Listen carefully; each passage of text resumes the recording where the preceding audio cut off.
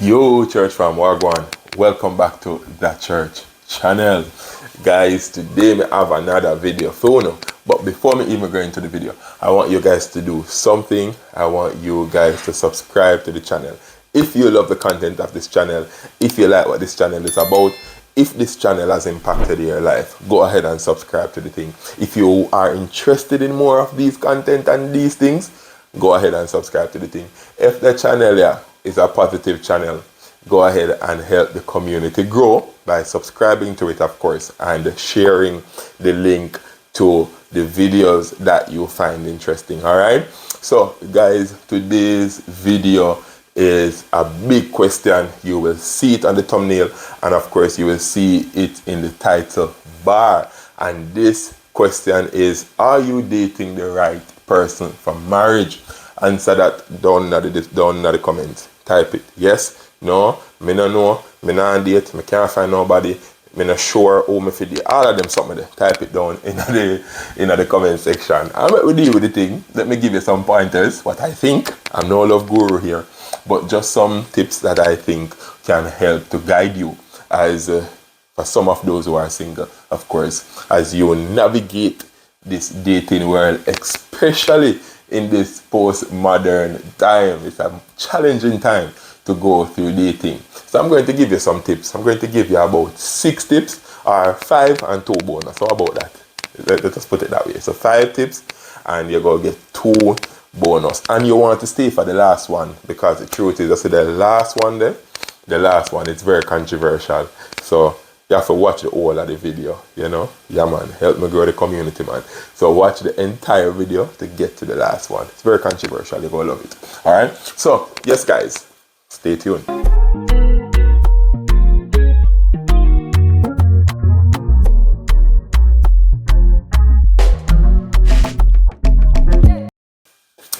Yep. So, number 1, right into the thing, when I delay it no further, is Christlike character. Is the person you're dating, whether a man or a woman, of course, of the opposite sex. That's what we promote on this channel. Alright? So is the person who you are dating, does this person have what we call Christ-like character? Is this person seeking to grow in godliness? Is this person somebody who has an ambition for growth and their Christian growth, for spiritual formation, and for, you know, just developing Christ-likeness? You have to ask yourself this. You have to observe this person. Of course, people will say yes, but their character says something different. So you want to look for the godliness, the godly fiber that flow through this person. You want to look at this person and ask yourself, is this somebody who is growing in Christ? Of course, that is why we promote the importance of ensuring that whoever you are dating is someone of the faith, someone who is saved, because someone who is saved is someone who is more likely, and I'm choosing my words correctly here, because I hear the argument them all the while, you know, the man them out the road safer than the man them in the church and all of these things. I've heard those conversations so many times before.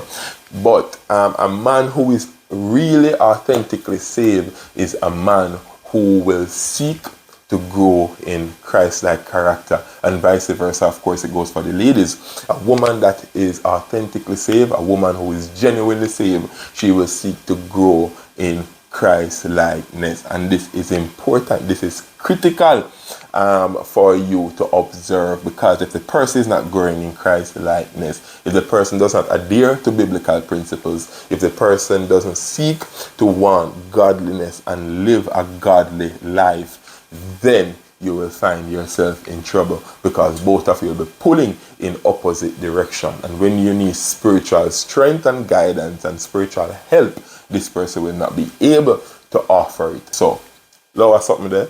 Find someone from the faith. Alright? So that is critical and important.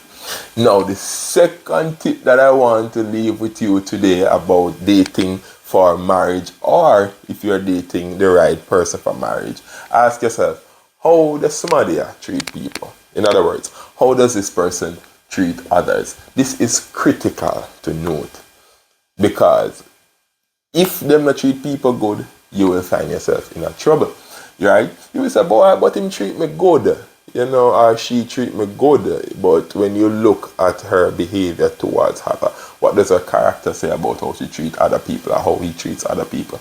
Empathy and kindness is critical. Someone who is empathetic, someone who is kind, someone who is respectful, someone who seeks to help others, someone who has a heart for people, someone who is not rude and disrespectful to people, is someone who you would want to entertain.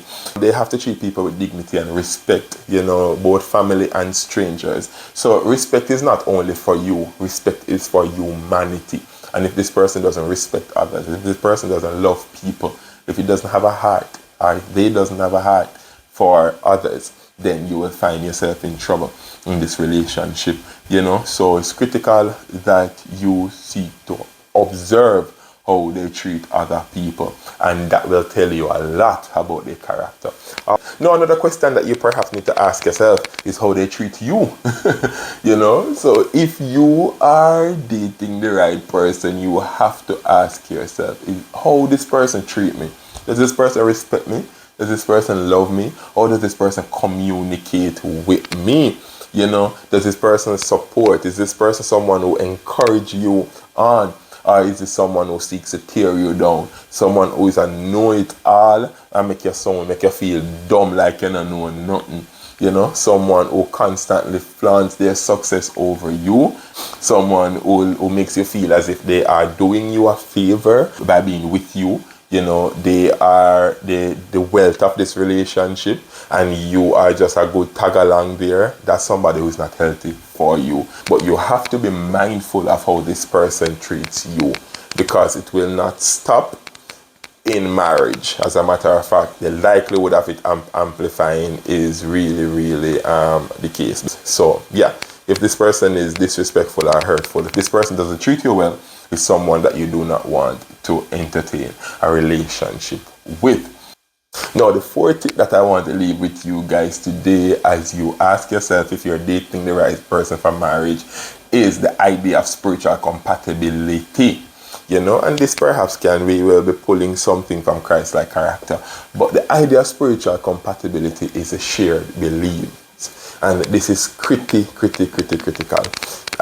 It's important, because I have had conversations with people before whose relationships aren't working out because they get married purely on lust and infatuation and perhaps even love, but they refuse to answer questions like, you know, spiritual compatibility, where one partner was an atheist and the other partner was a Christian. And we have heard perhaps stories of this many times before. One partner don't believe in the God that you believe in, you know, they are of a different faith, or their idea of faith is totally different from what you believe and what you embrace as faith, and it causes a problem.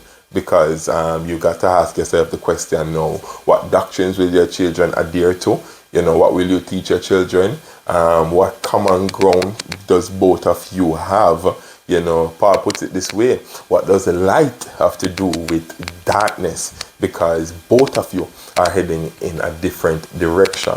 So if this person is not a Christian, it is important that you find someone who is of your same faith. It is critical that you are spiritually compatible, because you will not grow together and you will not accomplish a lot, and both of you would be frustrated, especially if you are someone who is genuinely seeking to grow in your faith. It will frustrate you. It will be difficult for you because your core principles and your theology does not align, and you will find yourself in a problem.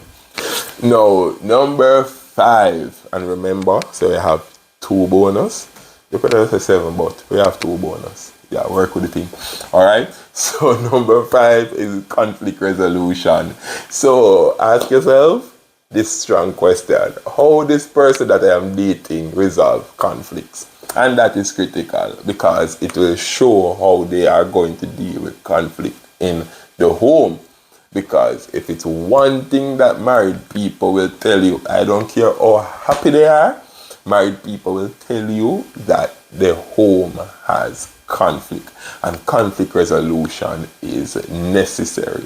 You have two people, sometimes they are of different cultural background, they are from different sectors of society, they are of different minds, they think different, they operate different, they socialize different, and then they get married and come into the same space, and as a result of that, it may cause a lot of conflict. Not me, it will cause a lot of conflict. One person believes that shoes must be there, the other person believes that shoes must be in another room. So one person believes that the bed must spread this way, the other person believes the bed must spread that way.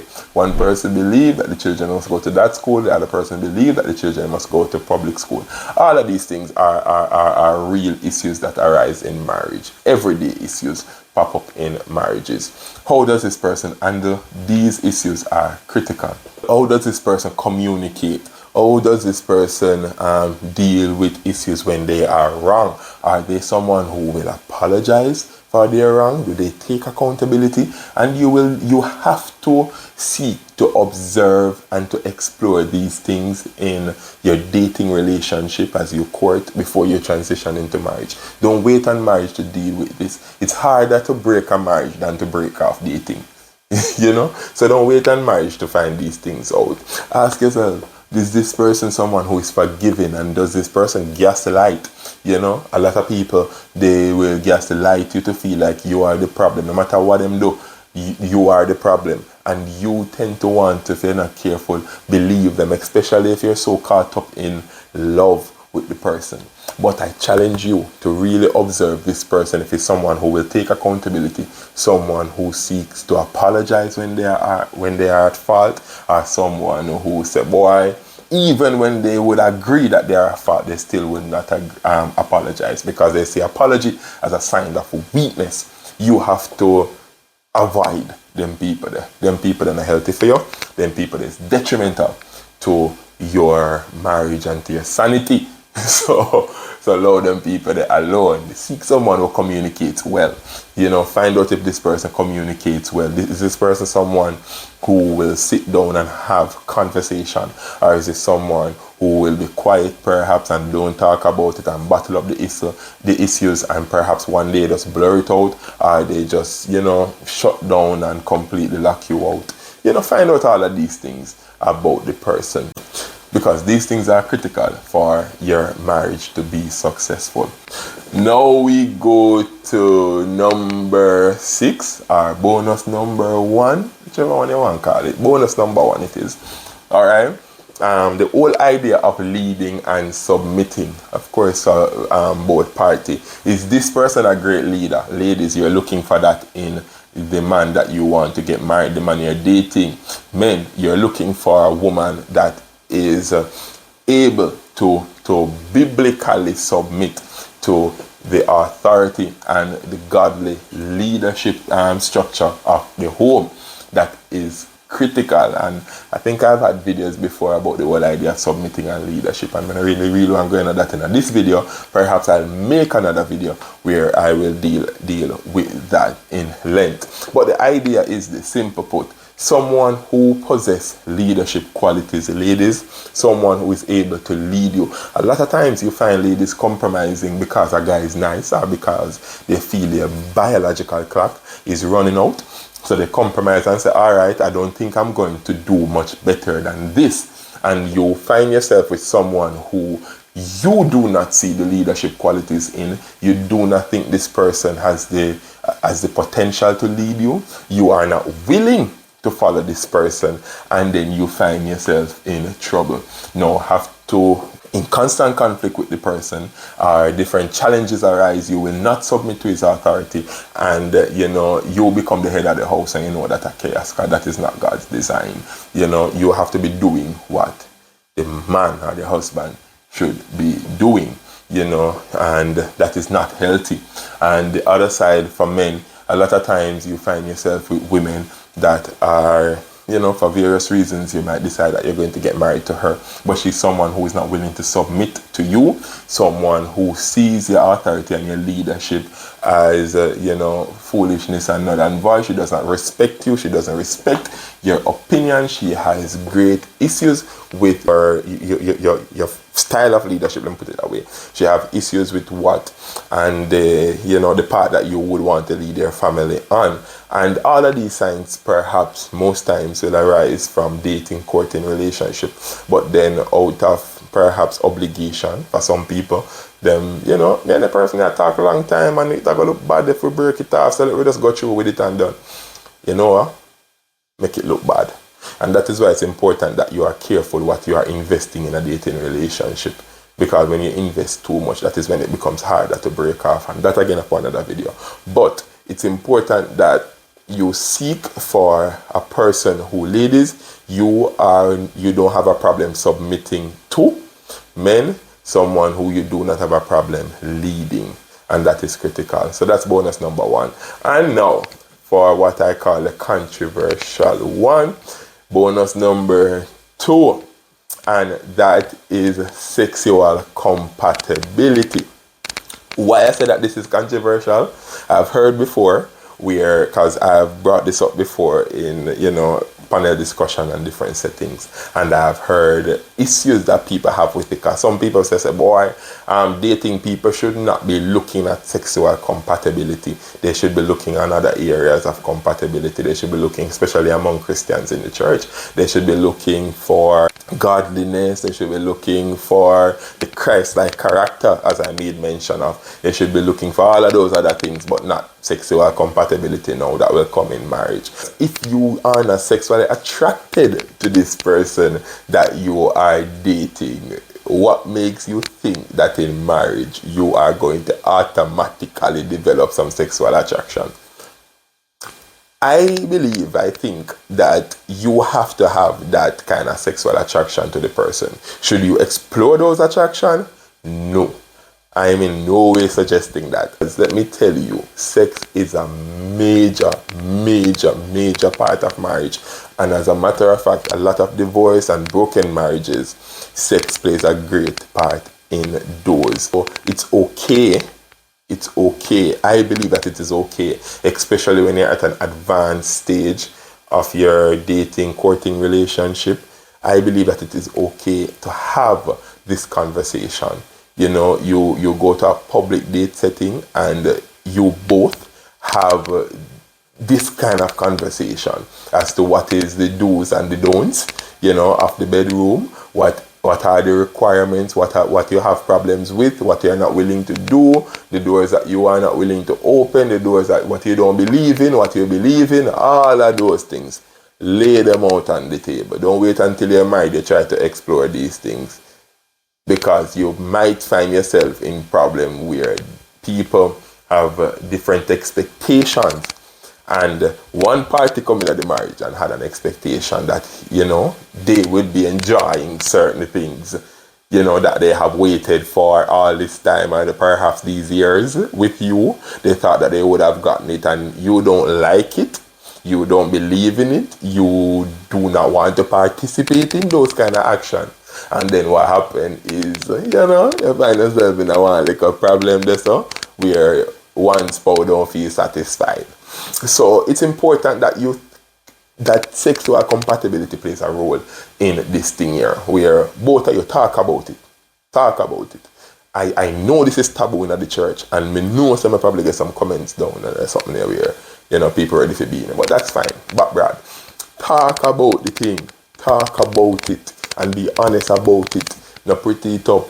What are your expectations? Talk to the person. Share with the person. What you would desire. And both of you have this conversation. Preferably, not preferably, definitely in a public space. When you go out on one of your public dates, you deal with that.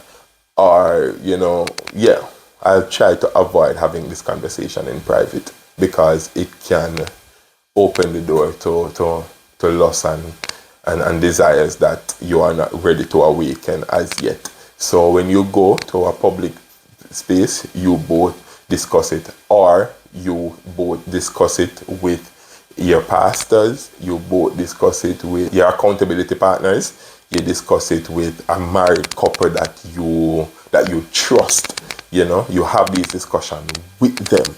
And these discussions are critical to have before you get married. So guys, hoping that this video is not long. If a long, hush. But thank you so much for watching. Remember to subscribe to the channel, and please go ahead and leave a like on the video if you like today's video. And you may also go ahead and share the link with somebody who you think this content may help, somebody who may find it helpful. Go ahead and share it. Share it on your social media platform and help this community to grow. We need to reach the 800 subscribers. So just go on do your thing so we can reach there. Thank you for watching. Bless up.